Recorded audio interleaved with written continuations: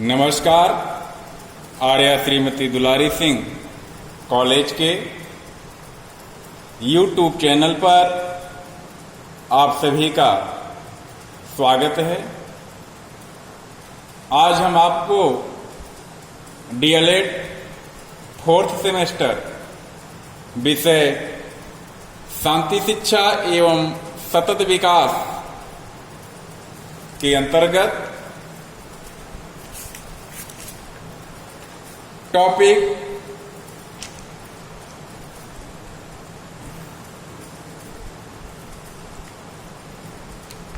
शांति के लिए निर्माणकारी व्यवहार की रणनीतियां पर चर्चा करेंगे। जैसा कि आप सभी लोग यह जानते हैं कि पिछले वीडियो में हमने आपसे व्यवहारवाद पर चर्चा किया था। आज उससे आगे का टॉपिक देखते हैं।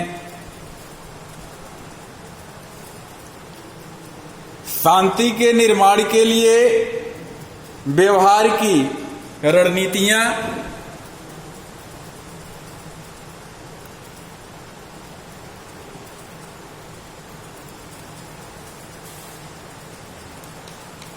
व्यवहार जीवन के लिए अनिवार्य है। व्यवहार उचित एवं सकारात्मक अथवा अनुचित और विध्वंसक हो सकता है। उचित एवं सकारात्मक व्यवहार ही निर्माणकारी व्यवहार कहा जा सकता है। यह सृजनात्मक, उपयोगी एवं लाभकारी होता है, जिसमें अच्छी और उचित बातों या चीजों का होना संभव होता है।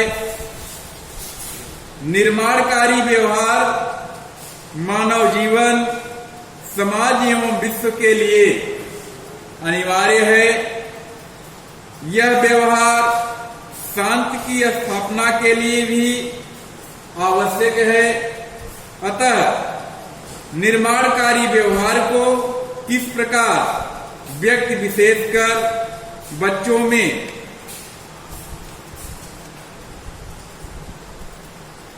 करने की आदत विकसित हो, विचारणीय है। इसके लिए क्या रणनीतियां बनाई जाएं, इस दृष्टि से परिवार एवं विद्यालय की विशेष भूमिका है। आइए देखते हैं परिवार की भूमिका। परिवार की भूमिका क्या है? शांति के लिए निर्माणकारी व्यवहार के प्रोत्साहन हेतु परिवार की महत्वपूर्ण भूमिका है।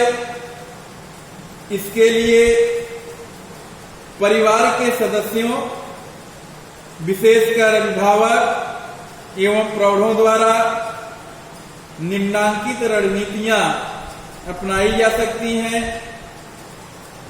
परिवार का वातावरण।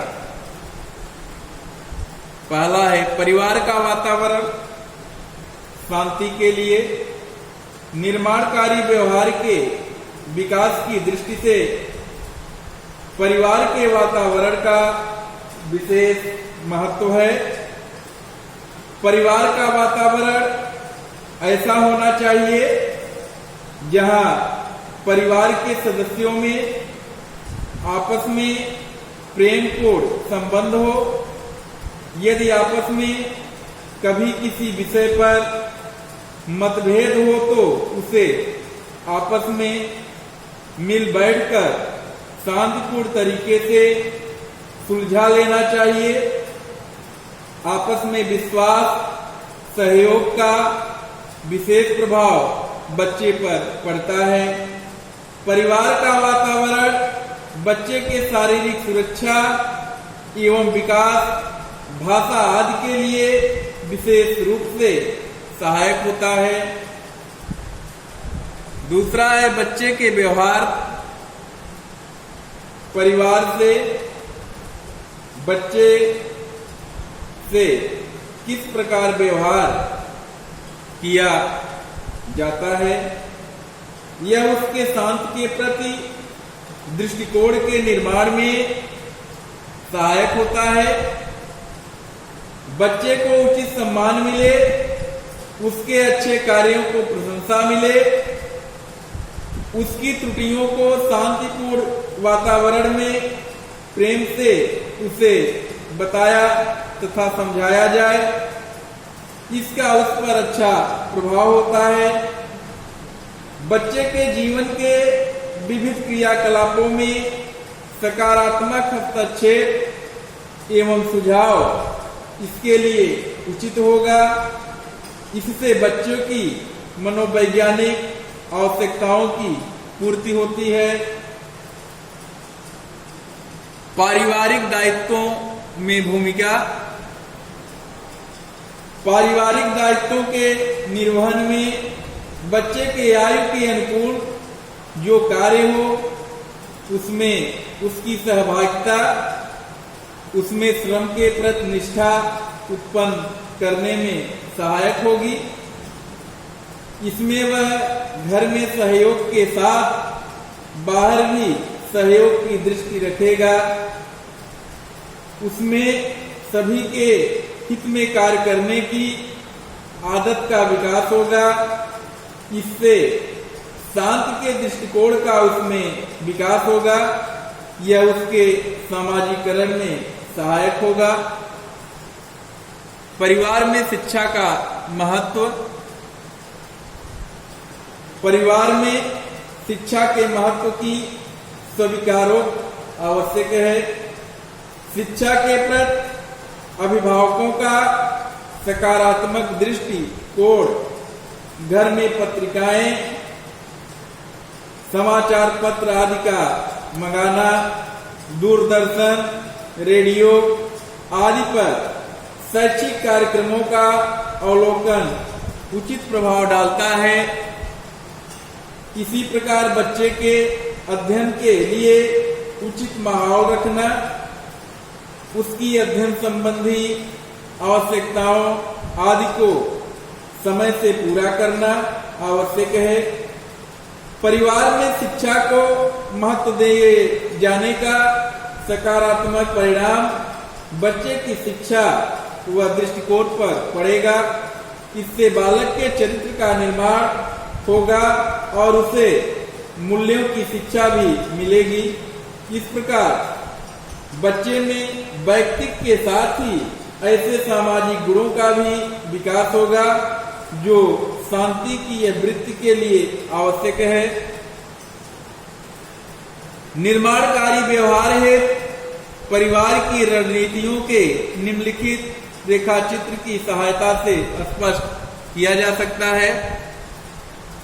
परिवार की रणनीतियां जैसा कि आप पहले देखे हैं, परिवार का वातावरण, बच्चे से व्यवहार, पारिवारिक दायित्वों में भूमिका और परिवार में शिक्षा का महत्व। इस प्रकार से परिवार की जो भूमिका होती है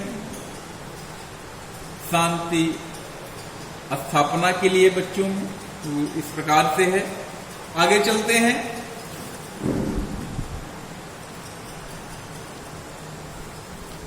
विद्यालय की भूमिका। विद्यालय की भूमिका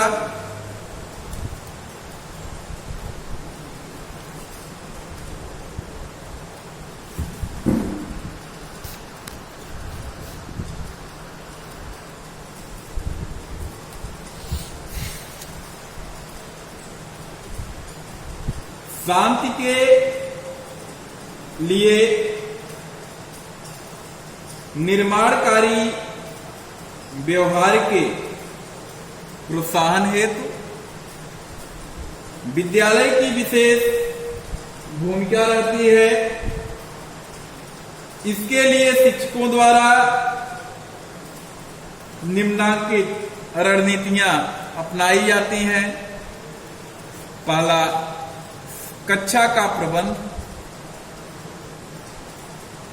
कक्षा का प्रबंध शांति के लिए निर्माणकारी व्यवहार के प्रोत्साहन हेतु समुचित होना आवश्यक है।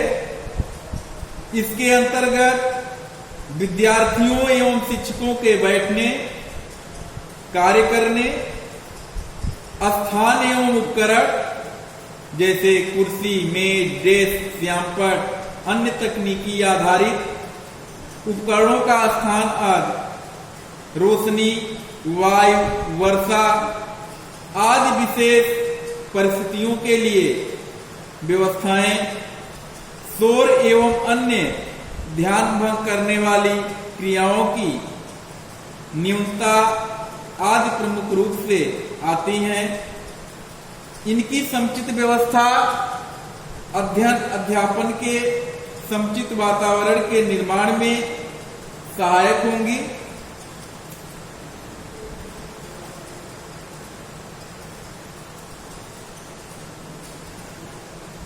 दूसरा है कक्षा नियमों की स्पष्टता एवं उनका पालन। किसी शैक्षिक उद्देश्य की पूर्ति हेतु कक्षा के विद्यार्थियों को कक्षा में कार्य व्यवहार करने के नियमों की समुचित जानकारी आवश्यक है। उन्हें उसे पालन करने के लिए तैयार रहना चाहिए। यह कक्षा में ऐसे प्रेरक वातावरण के निर्माण में सहायक होगा जो उद्देश्य की प्राप्ति में सहायक होगा, साथ ही लाभदायक भी होगा। शिक्षक को सावधानी पूर्वक छात्रों पर इस दृष्टि से ध्यान देना होगा और निष्पक्ष भी रहना होगा। ऐसा न हो कि एक ही प्रकार के व्यवहार पर एक को दंडित किया जाए और दूसरे को कुछ न कहा जाए। नियमों का संशोधन।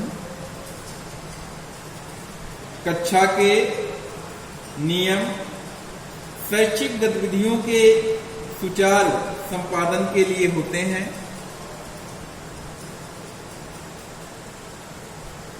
यदि किसी परिचित में वे अनुपयोगी प्रतीत होने लगेंगे तो उनमें संशोधन या परिवर्तन करना आवश्यक है।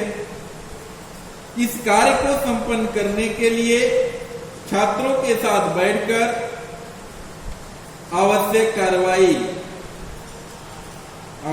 कार्यवाही उचित रहती है। यह शिक्षकों एवं छात्रों के मध्य परस्पर विश्वास एवं आदर सम्मान का भाव जागृत करती है। शांति के दृष्टिकोण के विकास परस्पर सम्मान, आदर, विश्वास हेतु भी आवश्यक है। कक्षा समुदाय का सदस्य। कक्षा में लगभग समान आयु के विद्यार्थी होते हैं।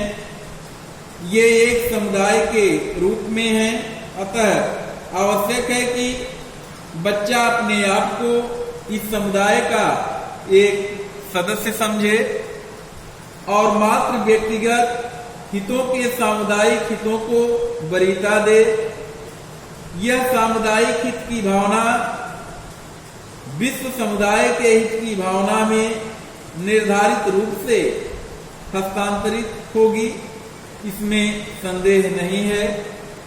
विश्व समुदाय के हित की भावना शांति के मूल्यों के विकास में सकारात्मक भूमिका अदा करेगी।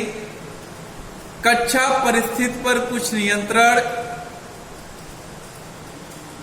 विद्यार्थियों को यह अनुभूति होनी चाहिए कि कक्षा उसकी है, वह कक्षा समुदाय का एक सदस्य है। कक्षा में उसका भी दायित्व है और कुछ हक व नियंत्रण भी है। इसके लिए विद्यार्थियों से कक्षा प्रबंधों, नियमों, साज सज्जा आदि के विषय में विचार विमर्श, उनमें कक्षा में अपने कुछ नियंत्रण होने के भाव को उत्पन्न करने में सहायक होगा। इससे कक्षा समुदाय को अपना समझने के भाव में वृद्धि होगी। मनोवैज्ञानिक आवश्यकताओं की पूर्ति। छात्र को मनोवैज्ञानिक आवश्यकता किसी के होने और कोई उनका है की भावना की पूर्ति में निहित होती है। मनोवैज्ञानिक आवश्यकताओं में व्यक्तिगत एवं सामाजिक आवश्यकताओं की भी भूमिका होती है। कक्षा में इस दृष्टि से शिक्षक को अपने कार्य एवं व्यवहार को इस प्रकार नियंत्रित करना चाहिए कि जिससे छात्र यह अनुभव करें कि उनके कार्यों को अनुमोदन मिल रहा है और वे अकेले नहीं हैं। शिक्षण एवं शिक्षणेतर कार्यक्रम। कक्षा में और कक्षा के बाहर के शिक्षण एवं शिक्षणेतर कार्यक्रमों में पाठ्यक्रम के अंतर्गत शांति से संबंधित ज्ञान, अभिवृद्धि, मूल्य, कौशल आदि के विकास का प्रयास करना चाहिए। साथ ही सामूहिक क्रियाओं पर भी विशेष ध्यान देने की योजना तैयार करनी चाहिए। सामूहिक क्रियाओं का संबंध अध्ययन, खेलकूद, नाटक, सामूहिक गायन आदि से हो सकता है। इस प्रकार से सभी क्रियाएं शांति की दृष्टि से समुचित व्यवहार के विकास में सहायक होंगी। अभिभावक का सहयोग। बालकों के विकास की दृष्टि से शिक्षक को अभिभावक का सहयोग अवश्य ही प्राप्त करना चाहिए। यह बालक के समुचित विकास, सभी प्रकार के एवं उसकी प्रत्येक समस्या के समाधान की दृष्टि से आवश्यक है। ऐसा बालक की शांति के निर्माणकारी व्यवहार को अपनाकर प्रदर्शित कर सकेगा, जिसका सम्यक विकास हुआ है या हो रहा है और जिसके पास जीवन की न्यूनतम समस्याएं हैं जिनका वह प्रभावशाली ढंग से सामना करता है। नेक्स्ट है पुरस्कार। कक्षा में छात्रों द्वारा ऐसे विशिष्ट कार्यों को किए जाने पर जिनसे उनकी सहयोगात्मक अभिवृद्धि, सृजनात्मकता, परस्पर सम्मान, न्याय, सहनशीलता प्रकट होती है, उन्हें व्यक्तिगत अथवा सामूहिक रूप से पुरस्कृत भी किया जा सकता है। यह उसके निर्माणकारी व्यवहार को पुनर्बलन प्रदान करेगा। यह प्रारंभिक एवं उत्तर पुनर्बलन दोनों रूपों में हो सकता है। अवांछित व्यवहार को हतोत्साहित करने की रणनीतियां देखते हैं। अवांछित व्यवहार को हतोत्साहित करने की कौन कौन सी रणनीतियां होनी चाहिए। कक्षा के वातावरण में परिवर्तन। इसके लिए शिक्षक कक्षा में बैठने, कार्य करने की सुविधा, मौसम के अनुकूल व्यवस्था, शोर एवं ध्यान भंग होने की स्थितियां आदि का संज्ञान लेते हुए उचित कार्यवाही कर सकता है। कार्यक्रम की निश्चित रूपरेखा। कक्षा कार्य का शेड्यूल निश्चित होना चाहिए। कार्यक्रम की अनिश्चितता, दुश्चितता, क्रोध आदि उत्पन्न करती हैं। छात्रों के साथ ही शिक्षक भी इससे प्रभावित होते हैं। शेड्यूल में परिवर्तन से छात्रों को भी अवगत कराना उचित रहता है। विकल्पों की पर्याप्तता, सामान्यतः यदि सभी छात्रों को एक ही ढंग से कार्य करना है तो ऐसे छात्रों के लिए समस्या हो जाती है जिनमें चलने बोलने आदि की कोई कमी है। ऐसी दशा में व्यवहार के लिए विकल्पों की व्यवस्था उचित रहती है। पाठ्यक्रम की क्रियाओं का अनुकूलन। पाठ्यक्रम अनुकूलन वास्तव में वे संशोधन हैं जो छात्र के निष्पादन को अच्छा बनाने में सहायक होते हैं। इसमें पाठ्यक्रम की आवश्यकताओं को इस प्रकार पूरा करने की व्यवस्था की जाती है जिससे छात्र के अनुचित व्यवहार की न्यूनतम संभावना हो। इसके लिए दत्त कार्य, क्रिया के स्वरूप में बदलाव, निर्देशों में परिवर्तन आदि का विचार किया जा सकता है।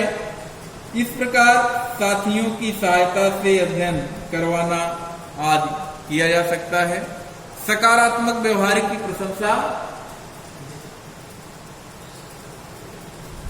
छात्र के सकारात्मक व्यवहार को पुरस्कृत कर पुनर्बलन प्रदान किया जा सकता है। चुनौतीपूर्ण व्यवहार के स्थान पर छात्र पुनर्बलित पुरस्कार व्यवहार को अधिक करेगा, इसकी संभावना रहेगी। समय पर ही की गई प्रशंसा सकारात्मक प्रभाव होता है। इस प्रकार से आपने आज के वीडियो में आज का जो टॉपिक है वह शांति के निर्माण के लिए व्यवहार की रणनीतियां और परिवार की भूमिका क्या होनी चाहिए, परिवार की रणनीतियां कौन कौन सी हैं, विद्यालय की कौन सी भूमिका होती है और अवांछित व्यवहार को हतोत्साहित करने की रणनीतियां क्या क्या होनी चाहिए, आपने देखा। आप सभी से यह आग्रह है कि इस वीडियो के माध्यम से बताए गए इस लेक्चर का नोट्स तैयार करें, क्योंकि आने वाले परीक्षाओं में इससे संबंधित बहुत सारे प्रश्न बनते हैं और अक्सर पूछे गए हैं। और आज का टॉपिक अभी यहीं पे समाप्त होता है। आपसे नेक्स्ट वीडियो में नए टॉपिक के साथ आपके पास फिर उपस्थित होंगे। तब तक के लिए नमस्कार, धन्यवाद।